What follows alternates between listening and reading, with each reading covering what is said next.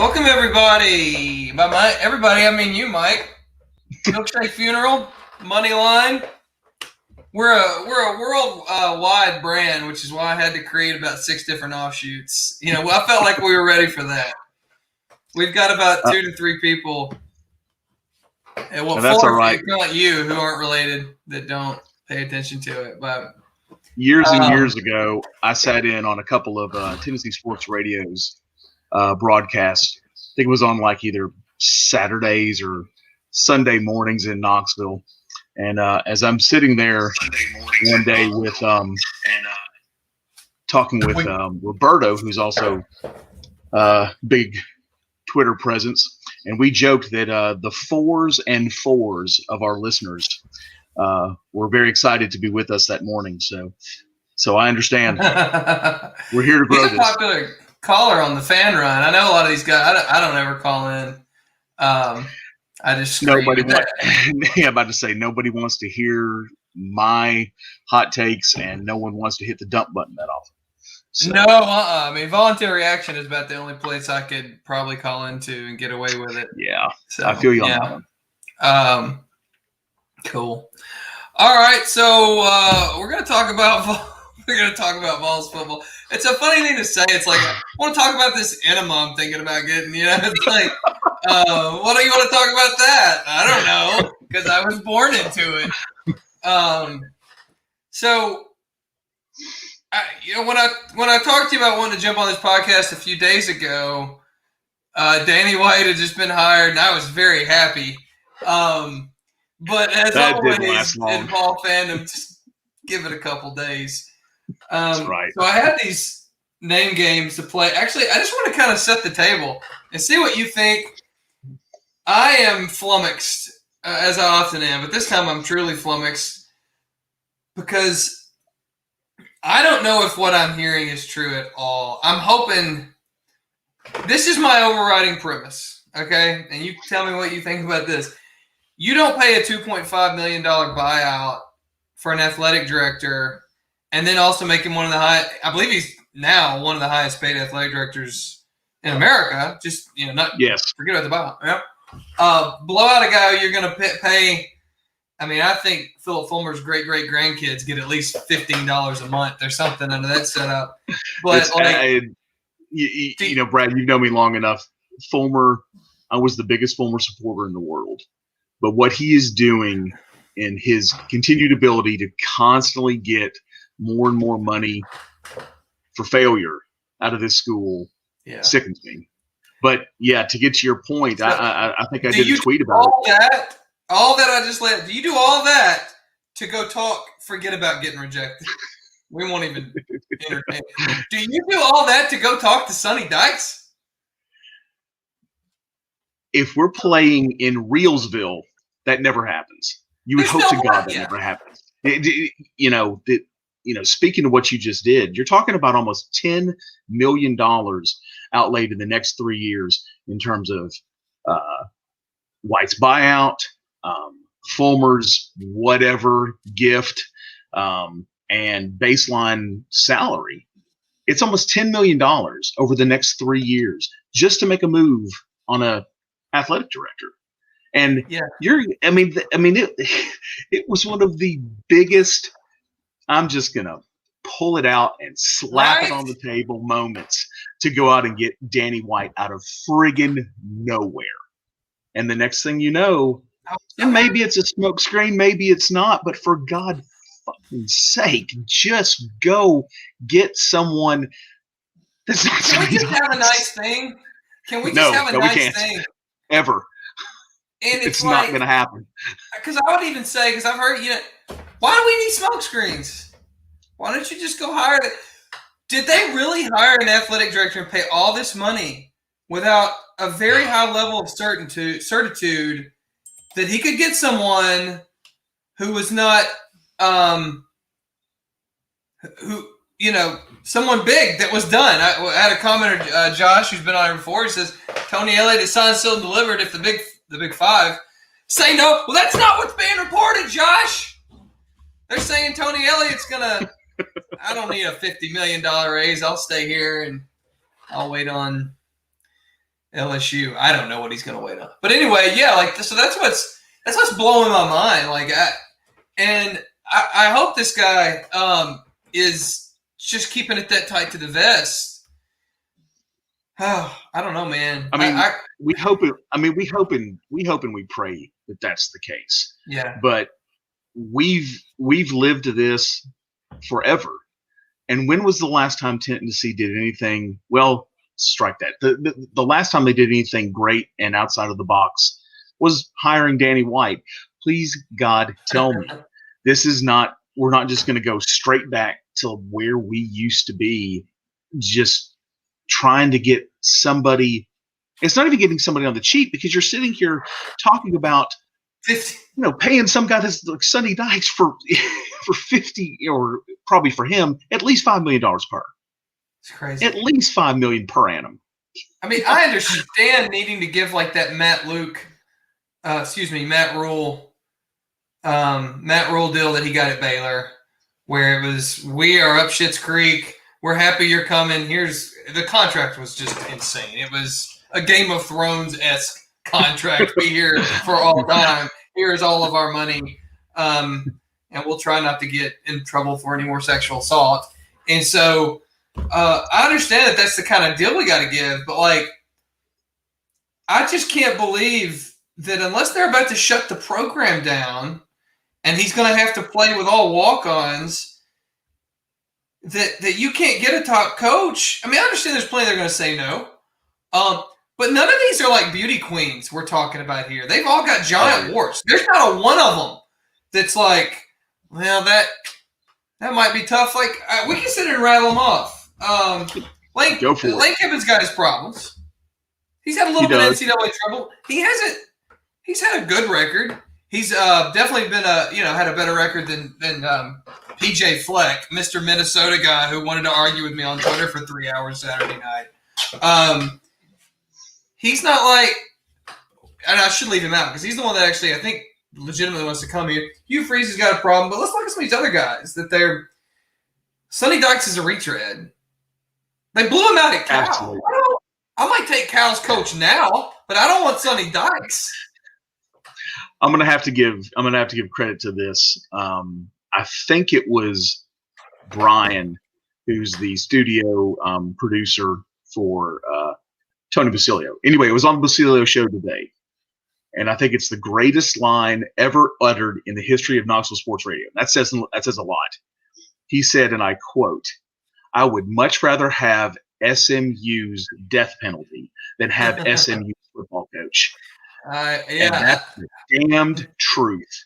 Yeah, like the guy doesn't move the needle anywhere in any way for a guy like that.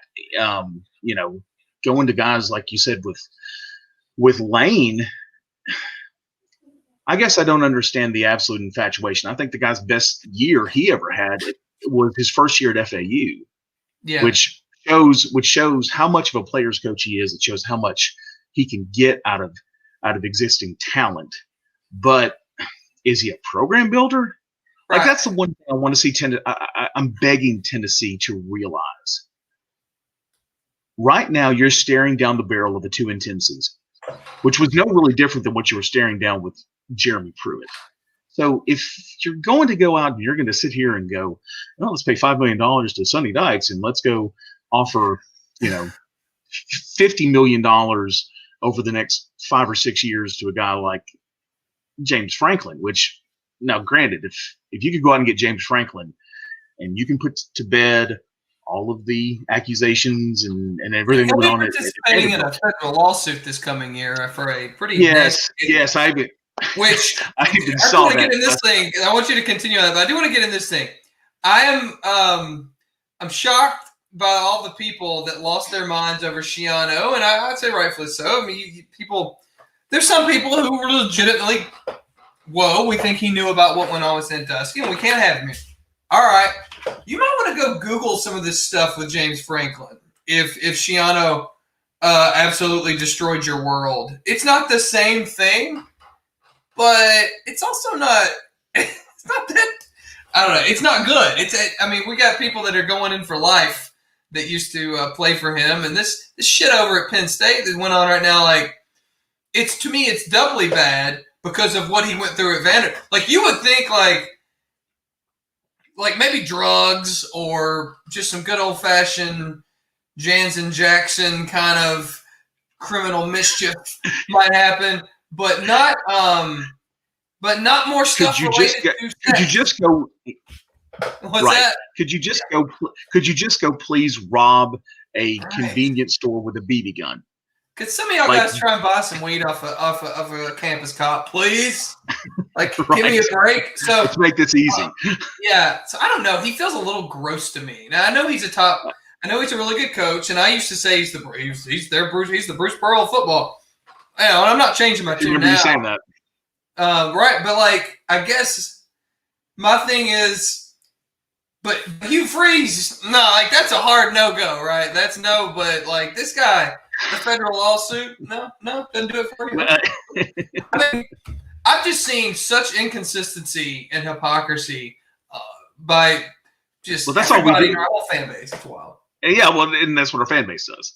Like, yes, and I was one of the ones that was like, ever. Like, I'm with you. Like, he's 40 and like 27, 40, whatever. Yeah. I mean, look, again, would I take Kiffin? Yeah. Yeah, right now. I'm really, really happy about it. I mean, comparatively, yes. It's getting there. There is absolutely zero, and I mean no excuse right now to not just go get Jamie. If you're going to make a move and you're going to go ahead and get a coach, screw this crap. Just go get Jamie Chadwell. Be done with it. Like, I don't think he's the answer, but it's better than what you're looking at. And for nothing else, he knows how to win with subpar talent. And guys, that's what he is going to be here for a long time. If what they're talking about is true, anywhere close to it, within 40% of this 50 tier 1 violations, level 1 violations. Go big or go home. Well, we went big and got 3 damn wins out of it. How amazing is that? We got 3 wins out of it and didn't even get the damn kid to commit to Tennessee. No. Because that's what Tennessee does. Right. He doesn't have 2 brain cells to rub together. But no, I mean, I guess if you had told me. Yeah. And Billy Napier, I smell Alabama, so no, I don't care. And you won't convince me otherwise. You out there. Does he use the word "I" in every sentence? Oh my god! Like, I mean, I don't know. I've done check yesterday, Mike. I don't know. Someone did a video. Someone posted a clip on Twitter of Will Muschamp losing his absolute mind on somebody. And this is obviously from months back, and he drops like 3 ites in a 25-second clip, and I wanted to throw my phone through the wall, just because I have PTSD thinking about, I call him Jiffy Gump, cornbread Gump, that we got foisted upon us here. So Jamie Chadwell, I mean, I think I'm probably with you. I'm like, well. Okay. I still think okay. Sure. Yeah. Why not? I can poke holes in a lot of this. I've got this spreadsheet where I was prepared to do a full podcast. Freeze versus Malzahn. Obviously, was going to take the Freeze thing. But I'm not going to hate on any of them. I will say, and here's my thing. This is where I'm starting to get nervous. Because if you had told me I'd be saying some of these things when we hired Danny White, like, if I could go back in time 3 days, I'd be like, you're out of your damn mind. And maybe all of this is an elaborate show of some sort, but there's going to have to be a lot of incorrect reporting if that's the Brad, case. Think about this. The people that they are talking about, which may or may not be true, but if it were, this would be a bad list if Fulmer was making the hire. It would. Let that sink in. Yeah. Maybe we and instead now you've got a top 4, top 5 AD in the country. Like, you can't. Someone had mentioned this to me today. It looks like Danny White is going for only non-Jimmy Sexton clients. For that, I cannot applaud him. Yeah, it's not. Yeah, it's not. I agree with you. We've talked about the theory of it. I applaud that man for trying to go that route, because I think Jimmy Sexton is worse for football than Nick Saban is. And you and I have had this conversation. The fact that Jimmy Sexton basically would need an antitrust lawsuit from the federal government to get rid of his hold on college football. Like, that guy is the worst, the absolute worst. Now, he does it great for his clients, but he's killing the product. And I appreciate Danny White for trying to say, you know what, look, I don't want to deal with this weasel anymore. But unfortunately, he's got like 80. I'm really pulling just a number out of thin air. He's got 85% of college football. That's a massive amount. Well, I mean, it may be a lot less than that. You know, this is the internet. I can lie about whatever I want to lie about. He seems to have the ones that most people want to hire, whether it's a majority, you know, or whatever it is. It seems to be, at least in the SEC. He seems to go find the ones too that he thinks might soon come to the SEC, and he starts rapping. Yeah, because you know, do you remember back here in March, April, and everyone's, you know, thinking, oh my God, are we going to lose college football for the year? And everyone said, oh, well, the one thing that's going to happen is no one's going to get fired because there's not going to be any money. Yeah. And even I fell for that. I fell for that trope for a while. Give me a break. There's money coming out of everybody's ears right now. Oh, and with the new deals with ESPN taking over for CBS's broadcast, oh my God, the money. Yeah. So, you know, he's going to line up as many people as he can get around here because he knows that they're all going to suck and they're all going to get fired and they're all going to get paid. This just all goes back to me just not because you know Chancellor Plowman. She taught when we were in grad school, right? Yeah. I feel like I've seen her talk to Love that woman. Yeah, she's great. Super confident. Super competent and super confident. Yeah, an absolute take no bullshit. Yeah.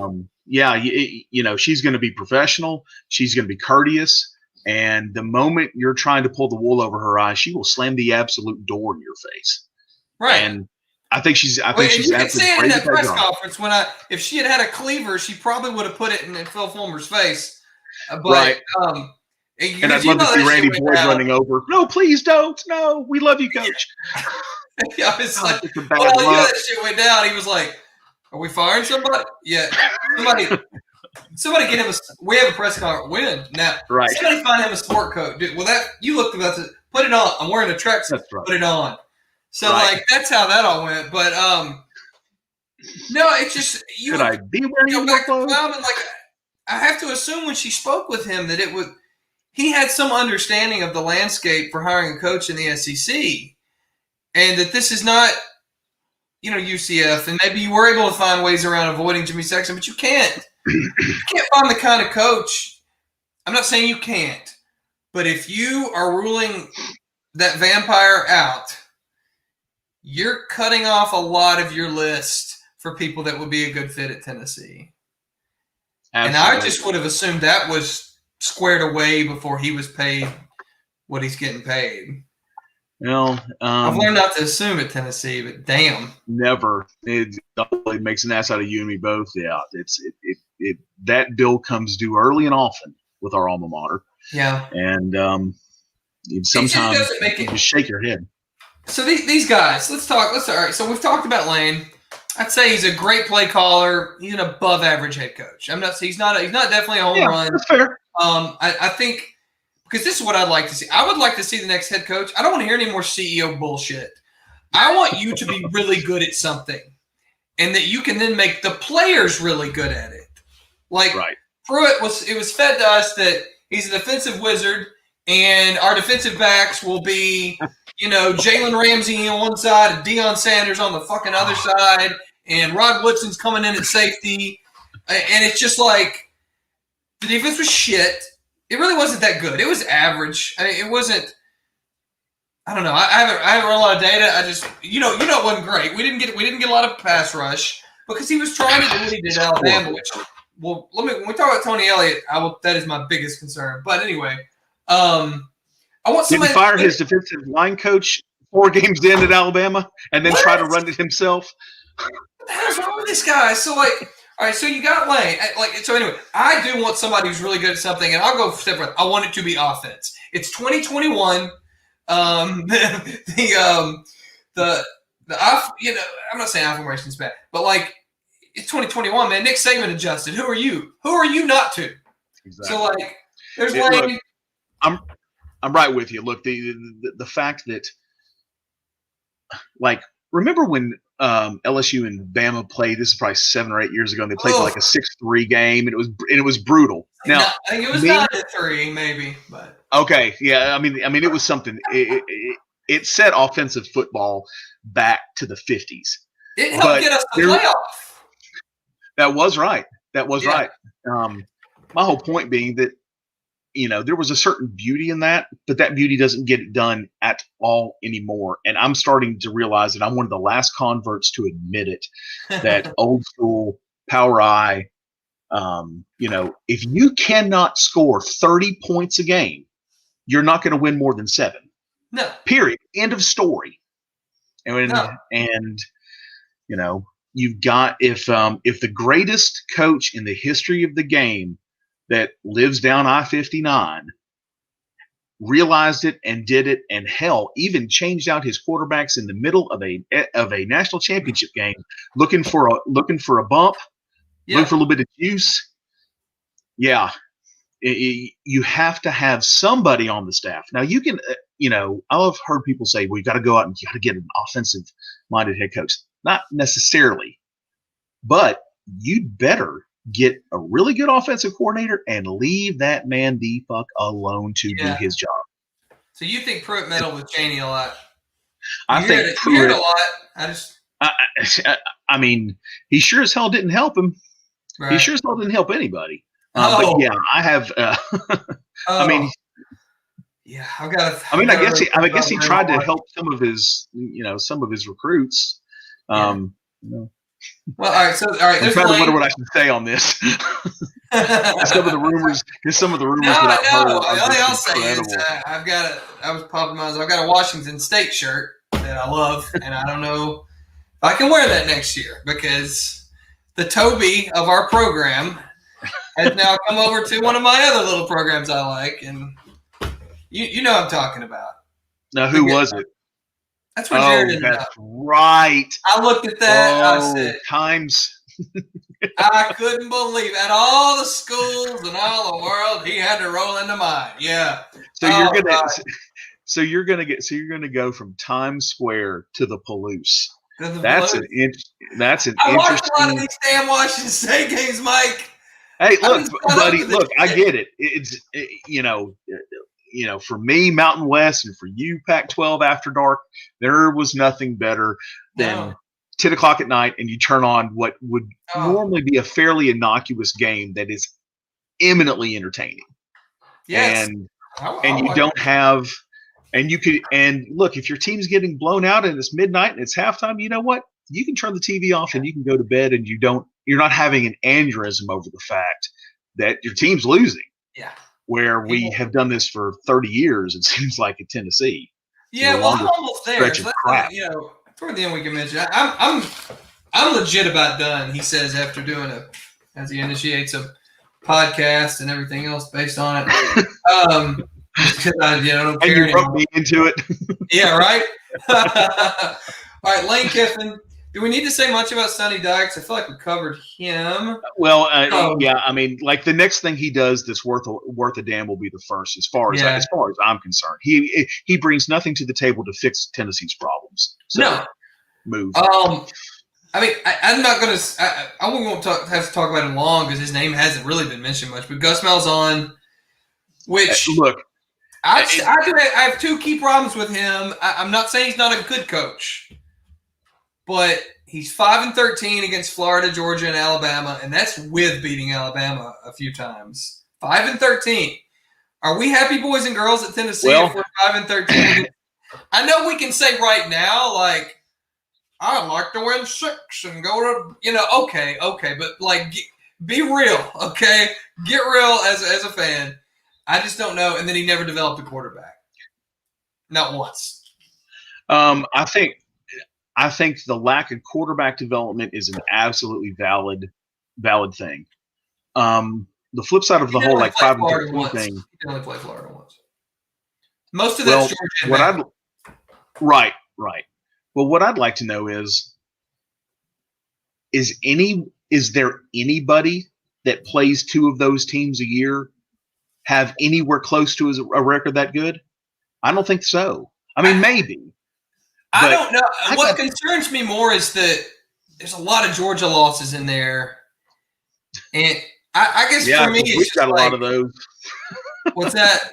I said, well, we've got a fair share of those too. That's what I'm saying. It's like, I think I've always thought that if you had told me a couple of years ago, I'd have said, yeah, let me have him.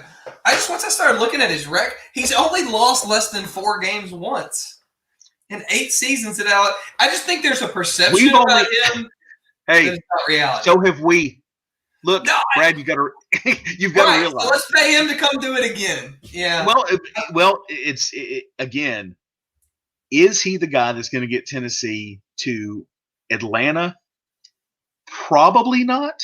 I think he gives you an outside shot. Like, truthfully. He's competent. Yes. He's like, competent. Again, do you want to be happy as a Tennessee fan, which none of us have been in 20 years? Then you've got to lower your expectations. And everyone's going to scream and moan and cry about, oh, my God, we can't do that. We can't lower it. Look, guys, again, 2-10. We are staring down 2-10. Are we not sure? Oh, no, I get it. I'm about to defend your boy, Gus. Are we not sure that – are we uncertain that maybe – is it easier to recruit to Tennessee than Auburn? Well, Auburn pays their players cleaner. They do. I just mean, I don't think over his time there, I don't think he's had as much offensive talent as we have. I think that's a good question, and I don't know that I can answer because I keep looking at it from, you think about Auburn and their offense, and all you think about is their lack of decent, steady quarterback play, and I know they've had some really good receivers, and I know they've had some really good running backs, but I think it always gets overshadowed by their lack of quarterback play. Yeah. It's again, I'm a big believer that a lot of these coaches, if the moment they start realizing they're not the smartest guy in the room for everything, the better off everyone will be. Yeah. So, if you were to get in a guy like that and to get an actual, if there is such a thing, a quarterback whisperer, the problem is that quarterback whisperers quickly become offensive coordinators, and then they quickly become head coaches. Yeah. So there is no young up and comer, so to speak, in that coaching rank. But if I got a vote in it, as much as it pains me, well, you're here to have a Malzahn would be the guy that I go after, simply because you know what? I'll take 8-4. Well, your problem is you don't know what you're going to be. You don't get to see a lot of 9-3. I just told you. Well, no, but one out of 8. Are you good with that? Are you good with 1 year out of 8 getting 3 losses? Because that's what he did. No, well, it's the problem. Yeah, see, it's tough. Because until I did this deep dive in his, I looked at every game, just the result of every game, every season he's coached, and I was like, oh shit. Because in my head, he was all I see is that visor, and that came against Auburn, made that run. They're playing Florida State, and that guy he inherited is playing. Maybe he didn't. Maybe he recruited him because he was on the staff. But that guy, the guy, his first year and his second year was like, those were his 2 best years. Well, I won't say that. They seemed like it. But anyway, that guy was like his kind of guy. And he was running that offense and they were clicking. And I was like, oh shit, this guy's. And then I just looked and I was like, obviously right now, nobody wants our job. We're about to get hit with sanctions. I get it.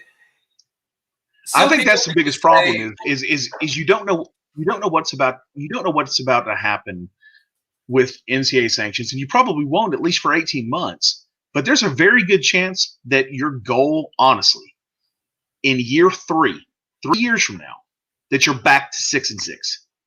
Okay, like, that's how let me ask you brutal this. this could be. I'm trying to think. And Malzahn's not going to help you do that. Nobody will. I'll just bring up a name that I would literally a few days ago I would have torn someone's throat out.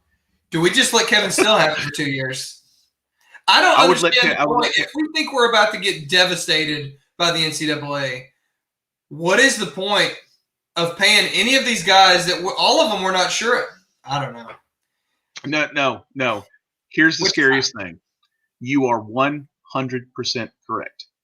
If we're talking about you've got to go out and go back to the Sonny Dykes and all these other just do nothing coaches, why are you trying to fit a square peg into a round hole? We did the same crap when Kiffin left, and we didn't give it to Kippy. Now, I'm not saying that it's going to. I think he's going to put up numbers like he did at Baylor while he's at Tennessee. But the thing is, I think just about anybody is going to. I don't think anyone gets Tennessee perceptibly better until that notice of allegations comes through and you start to get some clarity there. So until that point, with it. Stop paying for anybody and just go ahead and say, you know what? At the very least, Kevin, it's your team through the end of the fall. And look, in all good faith, I would say, you can convince me to stop looking for a new coach any damn day, but I will look for one every day that you don't prove me wrong. And that's fair. Well, it's just, for me, it's just, and it probably also means I won't be watching many games, but to me, if you're gonna don't blow a $50 million budget allocation on Sonny Dykes. Like, if you look, and this is why I'm getting pissed. If you could do 50 today, you could do 70 in 3 years if you just invest it right. My God, we've both been through those classes. Yeah.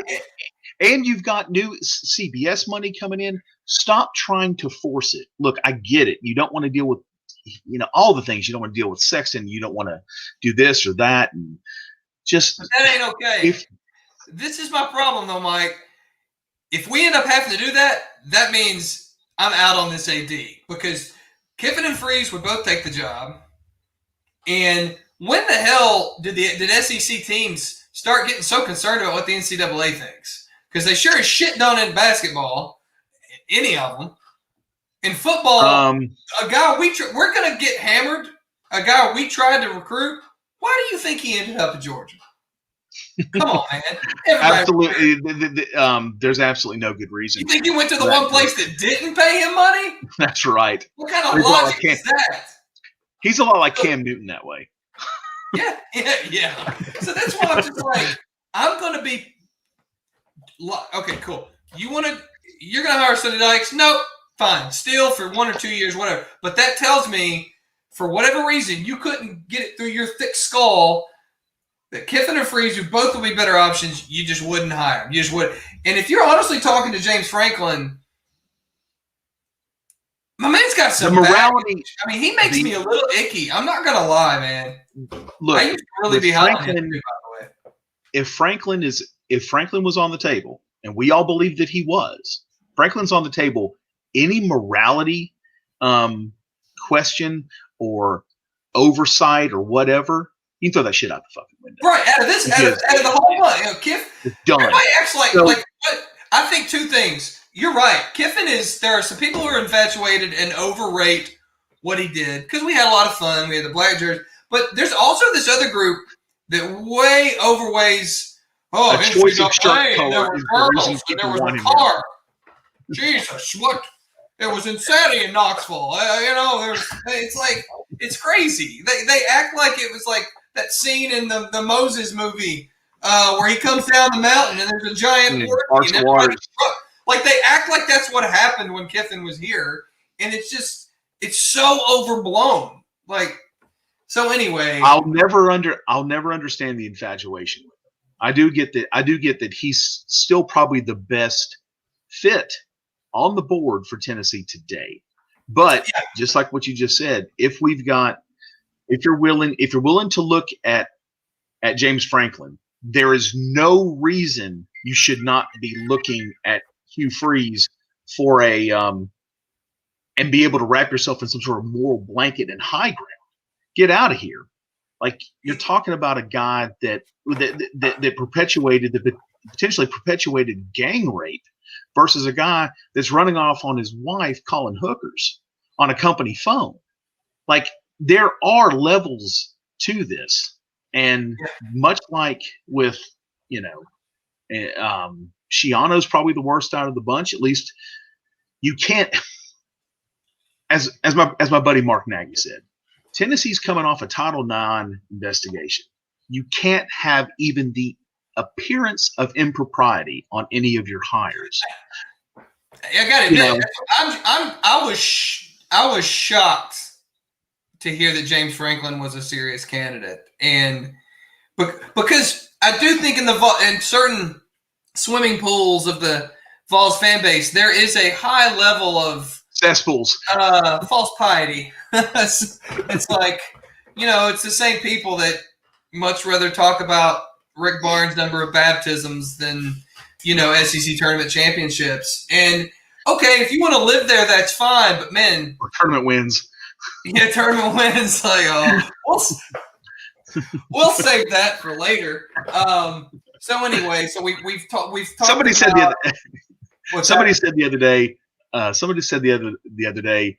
Well, at least if Sonny Dykes were on campus, he wouldn't be the most overrated $5 million coach on the hill. I mean, look. There's only one. There are two things. They're linked, but the thing that Tennessee does the best is coaching searches, and the absolute heaters that have been coming from Vol Twitter are gold. Like the snark, because we're just so beaten down and sick to death of it, and we just know this is going to get foisted upon us again, that we have just a massive shitburger to eat. Well, let me ask you two things, because I do want to talk about Tony Elliott, and then I do want to talk about what comes. Maybe we'll save how did we get here for a different time, because I'd like to get into some of the booster rumors, and because I think there's a lot of people, including me, that would love to be a little more educated on some of the, at least what you think what your perception is, because I know you can't sit there and say for a fact all this stuff, but you have some thoughts on the soap opera like nature of our I've got go on. So let's talk about Tony Elliott. What comes next? I did have a quick thing with Rick Barnes on that $5 million. I think that comes out to $2.5 million per offensive set run per year. So there you go. All right. So Tony Elliott. I'm a little intrigued by Tony Elliott. I see a young guy with some energy, with a good pedigree, who's busted his ass. People say he's got a great story. I don't necessarily give a shit about his story, but I will say his story shows that he will bust ass, So that's a positive, and he certainly isn't anybody that's had anything given to him. And I'm sure he knows what asparagus is. So I guess what is that? God, it doesn't go in your nose, Alabama, Jeremy. Baby. Stop. But he taught children, Mike, kindergartners. He helped shape the minds of 5-year-olds. Can you imagine? Because I never watched that episode with Pruitt and the whole "what is that?" Could you imagine if he ate a bunch of that asparagus and he wondered what the hell happened when he peed the next day? And all I'm dying. Nick, I ate something green. So anyway, back to his house right now. Tony Elliott. I mean, what do you think? Because it's weird today. It's like going through all the stages of grief, like every other hour in this current state of the Tennessee Scrubs. First, I was like, Tony Elliott. I was like, oh, great. Literally another Google coach, because I don't know who he is. Right. Same deal. And I Googled him. I'm like, oh, okay. Then I'm up. I'm like, okay. And then you hear, I think he's backing out. And I'm just like, oh, my God. I'm done with this. So let's assume he's not out. What are your thoughts? Right. Well, probably a lot of the same as yours, because I had the same issue. I didn't know anything about him. Had to Google the guy, which, okay, massive strike one, because I like to think that I pay attention to a little bit of college football. Oh God, I know and I do. you like what you like. You like what you hear, and I'll tell you the two things that hold me back. Number one, do you mean to tell me that we at the University of Tennessee, with the biggest bankroll that we've ever had, still cannot get a sitting head coach? Like, we've got to go. Do we seriously have to go, the coordinator route again after the last coordinator that had never been a coach, who just epically shat all over everything within this school and this program, that has got it at its worst point ever? We've been playing football for 125 years, something like that, probably more than that, 130. I can't believe, I'm so enraged that that we can't go out and get someone who's done it before with a track record we can look at. And if I could just separate my mind away from that bias, it's a really good story. And he hits a lot of boxes, Southern, he's got Southern recruiting ties, which I think are absolutely vital, because it's a weird AAU type of world down here. Mm-hmm. And you have got to be able to have inroads with high school coaches, and you got to have people open up doors. And this guy can do that. But we're a dumpster fire that's falling off a cliff into a active volcano right now. It is. Well, active volcano might be too clean. I don't think we'll all die that quickly. Maybe an acid vat that has just the right amount of acid to not kill you quickly. Right. That's right. It actually cauterizes the wound as you're dropping, so you don't bleed out. Yeah, a Mortal Kombat chasm with spikes. I do on the surface, on paper, I really like the guy, but I swear to you, I think you've got to have somebody that's got at least some level of coaching. And look, it used to be, I want a sitting Power 5 coach, and then it realized, oh shit, we're not going to be able to get a sitting Power 5 coach. All right, I want a sitting Division I coach, and it's like, well, we're not even going to take a look at Jamie Chadwell. Well, fuck a duck, man. What are we going to do? Yeah. And again, go ahead. Are you going to pay this guy $4 million to come in? And he's not going to look. These first 2 or 3 years, I think, are an absolute. You just need to burn them and throw them out the window. What if they're not that bad, though? What if it turns out that it's really not as bad as? Because here's the only reason I say this has not worked out well for Tennessee. Yeah. Well. All right, and this is not being Pollyanna. The shit that they're saying on the radio right now that might be coming at us sounds like would be one of the worst set of NCAA sanctions in the history of college football. The numbers they're talking. Yeah. And I cannot believe that. After I've seen school after school after school walk or get away with a polite pat on the butt, you're telling me 3-7 Tennessee is going to get basically the death penalty. Not quite, but worse than anything you and I have seen. Well, it would be, in my estimation, it'd be a lot better if we had it. If they're saying 50 and it's only 30, okay, so you're talking about being 40% less than what they're saying. It's still going to be the worst in probably the worst since SMU. And death penalty doesn't really happen anymore, and we've given it to ourselves essentially. There's no way. We did it when we fired Bruce Pearl. We said, cool, we'll end our program, fire him. And because we might get in trouble, and then we sucked for that. Anyway. Well, that's the one thing. That is the one thing Tennessee has lacked since Doug Dickey left. Dickey would have thrown double birds to the NCAA and said, "You're not going to get no," because you can't tell me that Tennessee was clean from that time, from battle going all the way through, the peak of Fulmer. He kept that stuff at bay. And since then, you've got a bunch of betas that have run this stuff. Now, Danny White and Donde, like I think they're alphas, but they got kind of caught, where they don't have juice to be able to try and do anything. Well, and I'll And tell you I another do problem think they that run into. Unbeknownst to Chancellor Plowman, because she hasn't been at this that long, and certainly Danny White had nothing to do with it. It is a den of vipers in that athletic program. Because I think the call came from inside the house, did it not? Like, isn't that kind of the common thinking that some of the big tips was either someone in the program or someone that was pissed off by Gump? my person now, I have no evidence to this. What are you because reporting? because I love an absolutely great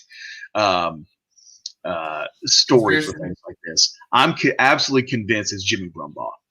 I think Brumbaugh, when he got fired, he lawyered up, made sure that if he was a whistleblower in this, that it wouldn't come back on him and affect the fact that he's going to get $900,000 worth of buyout money for coaching 4 games. And all that stuff got settled within his own personal legal team, and he blew the whistle. Yeah. I think that's it. Now, it's funny for the people that say, oh, it's, it was Times Square's dad, because that actually does kind of line up, because he gets pulled in the Arkansas game, and supposedly the things came in like that next Tuesday or Wednesday in the off week. And okay, so you know what? As well, by Dwight Schrute's theory of guilt, that actually, because he says it's never the one who's the most likely, which would be Brumbaugh, and it's not the person that's the most least likely, which you could say something silly like Jim Chaney, right? But it's the medium likely, and that fits, because that's like could be. That's a little. He never played. But yeah, He never played another down that wasn't due to someone getting injured for the moment, like ever again. Like he shut up on Twitter, all of it.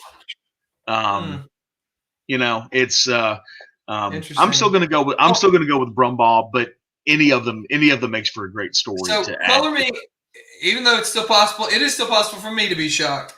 You will know when it comes down, if we get like just shit hammered, know that wherever I am, I'm sitting there shocked. Because I'll believe it when it happens that they've all of a sudden decided they've grown a spine. But look, I don't think that the NCAA necessarily is wanting to deal with this or wanting to necessarily drop a hammer, or that Tennessee hasn't done all the right things to make sure that it's, wow, they kind of killed themselves. What the hell are we here for? Right. But it all goes back to the fact that I'm 42 years old, and and when I was an undergrad at Tennessee, I was a student when Tennessee won a national championship, and it has been nothing but a downhill spiral ever since halftime of the 01 championship game. There is no bottom is our slogan. Right. No, it's every time you think you've hit rock bottom, someone will throw you a fucking pickaxe. We haven't gotten to a winless season yet. Well, you remember when it was us in Ohio State, and we as the only 2 programs that didn't have 7 losses. Oh yeah. And now you've done it twice in like 3 years. Oh man, look at that. Twice in 4. So it's because I am an absolute dyed-in-the-wool pessimist that I think this doesn't end well for us. I hope it. I mean, because rationality doesn't apply. But all right, so I did have one more name texted to me, Josh Hypewell, which I think could make a. Talked about that one today. I could see it happening since he got him to UCF. I mean. Yeah, me and a couple of buddies were out talking today, and yes, I could absolutely see Josh Heupel coming. Which, again, is it bad considering where we're at? No, it's obviously a massive upgrade from. But again, you're sitting on a $50 million budget. What are you doing going to go and overspend for this guy? Why not? Speaking of smoke screens, do you think that number just got leaked so that when they bring in some shitbird, they want us to think they did their best and offered a ton of money? Yes. Well, I mean, it tracks at least from the standpoint of, holy crap, no. Well, it's not real money, Brad. None of it has been. This has been monopoly money now for 20 years. I miss I the mean, gold too. you realize you're paying Danny White more now than you paid Philip Fulmer in 2007 as your head football coach. Which is why he Now, think can't about trot out a shitbird. He can't. This is crazy town, man. What are we doing? Okay, but look, He can't make that much money and hire one of those guys. Here's the person I go after. Honestly, I'm not kidding about this. He's probably a Sexton guy, so he's not. Me and some buddies looked at this today. Sam Pittman at Arkansas is making $3 million and he has a $6 million buyout. You have a type, Mike. I'll say it. You have a type. He fits your type. Well, fellow fat guy, man. I mean, this is you on football Tinder. Mark Rick. Oh yeah. Sam Pittman. Give me that. Oh shit. That's you on coaching Tinder, man. because I'm absolutely convinced. Look, he took a winless SEC team, and not only I think they finished with what? Did they go 4-6 in the league this year? I think they were. I thought they had the same record as us, but they were in every game. I think, but maybe the Alabama game. Right. I mean, all their games were close.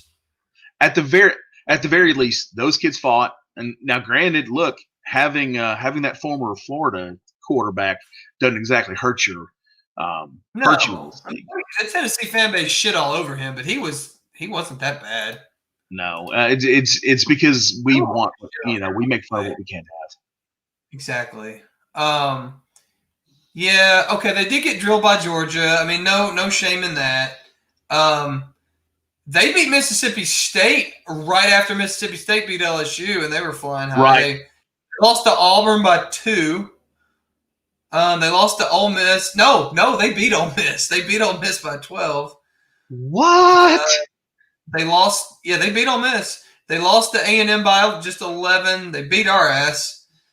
They lost to Arkansas by 3. Lost to Missouri by 2. Lost to Alabama by 49, but that's okay. And then they were 3-7. Their ball game against TCU got canceled. Okay, but that's so much closer. I mean, they could have been what 5-5. I mean, yeah. I mean, he ain't sexy, but no. It's obvious we're not going to do sexy. If you did, you would have already hired Lane, and this would have been put to bed, the next morning. You call the guy and somebody said, look, you put a $35-40 million cap on him leaving and for in the first 6 years. Okay. It's so doable. That's my problem, Mike. It's so doable. It's absolutely right. It's absolutely sitting right there. But to go back to something we probably said 30 minutes ago in this, when we were talking about the morality stuff, make no mistake, it ain't got a damn thing to do with morality when it comes to whether or not Lane's getting. It's purely pride. No, butthurt. Yeah, the butthurt is large within this institution, even though most of them have all been fired and gone. But that's still what's happening, and it's only pride that it's not going to happen. But you want to know something? That's what's ruled this university for decades. And it's going to continue to. So he's not going to get a look, to all of our detriment. Now, I'm a recent convert to where I just basically capitulate. I'm like, yep, you know what? He fixes more of Tennessee's problems than anybody in the short term, because we are so toxic as a program right now. That's what you kind of need. But I think we're setting ourselves up to we would set ourselves up to get really hurt again. But you know what? I mean, isn't that the life of a Vol? It's what we do.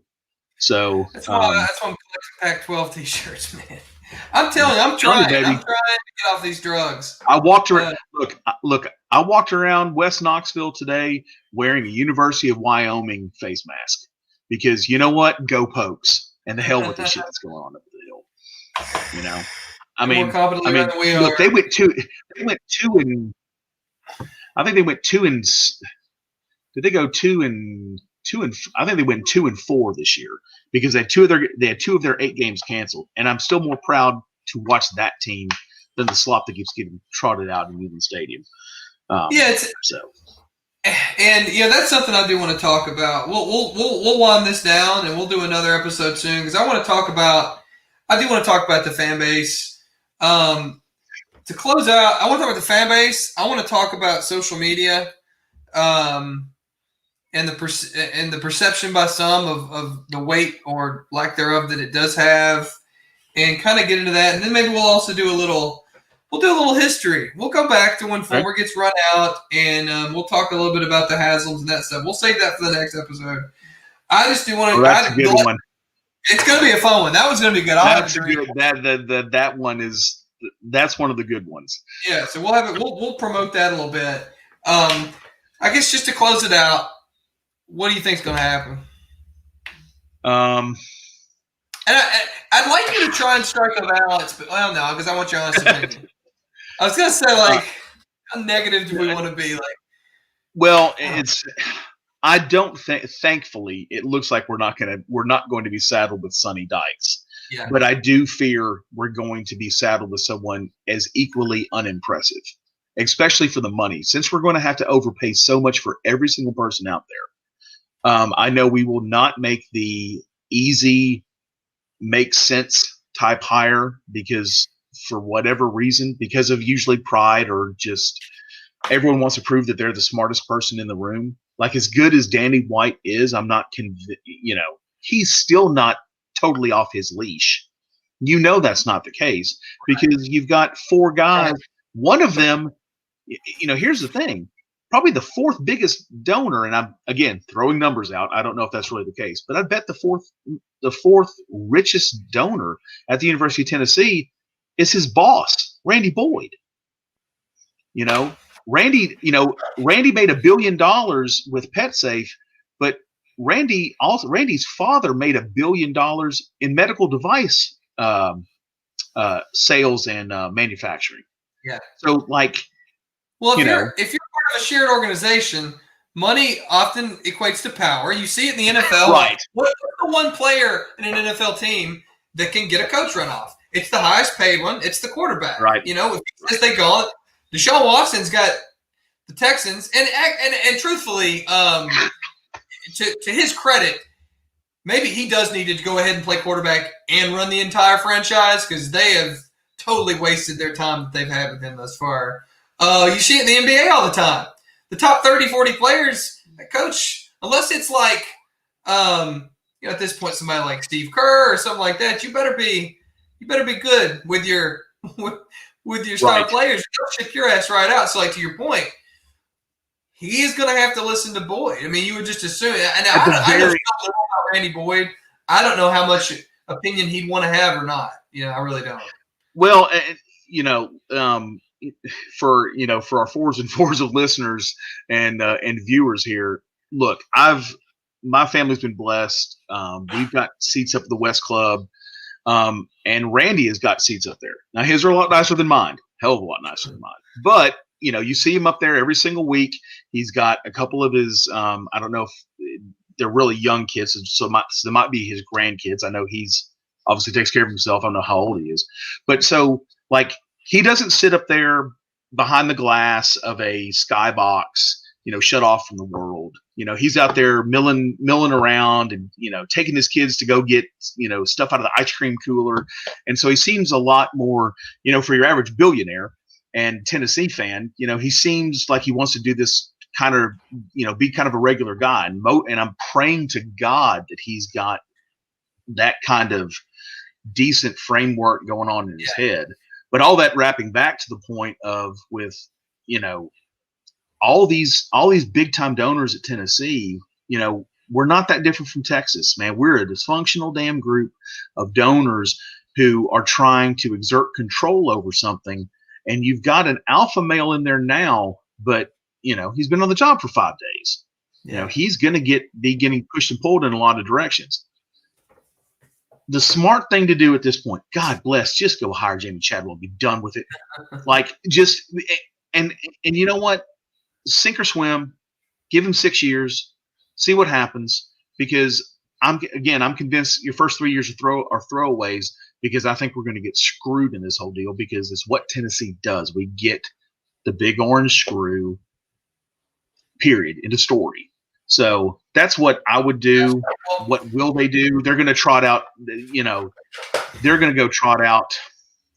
I'm sitting here. I mean, shit. I'm almost surprised that if Fulmer were still here, we'd have gone after Mel Tucker, I guess, and just completed the Trinity. Because he loves job hopping. He'd have come. Oh, yeah. It's Colorado lickety split. Yeah, I mean, what are you going to? I mean, Kevin Sumlin's available. Got the SEC. Okay. SEC. So, like I said, I watched a lot of Pac-12. I watched him get his own ass fired in Arizona, and I watched those games. Like, what happened to him? This team. I did watch. The only game that I watched was that game against Herm Edwards in Arizona State. And I have never. Buddy, that's worse than watching Clemson getting absolutely fornicated with their own skulls by West Virginia in that Orange Bowl. That was horrific to watch. Yeah, it was rough. All right. Well, if I had to guess, I think they're hiring James Franklin. Just throwing it out there. As far as what do I think they should do? I don't understand. I would have hired Hugh Freeze or Lane Kiffin already. And I will forever be dumbfounded that there was this point in time where our trajectory could have changed, not just in terms of more wins, but to actually get us excited. Right. Because when we get into the thing about fans, we'll talk about this. They do need to keep us excited. They do need to put a product on the field that we want to see. Because ultimately, if we all decide to quit going, then there's no more football program. So we quit going, we quit buying their tickets, we quit donating. So yeah, you do need to consider our happiness when you pick a coach, like you just do. Right. That's my take. No, it's you're exactly right with the whole. There's two that are sitting out there that have begged for this job, that are drooling for this job, and for whatever reason you won't do it. If they end up going the route of Franklin, somebody, I don't know if it's maybe it's Trey Wallace, because Trey tends to go be a real hard hitter when it comes to asking questions that no one in this market seems to want to ask but him. But somebody has got to say, okay, that's fine. You went out and you paid a king's ransom for James Franklin. He is. Now, how in the world are you not going to go and give Hugh Freeze a shot?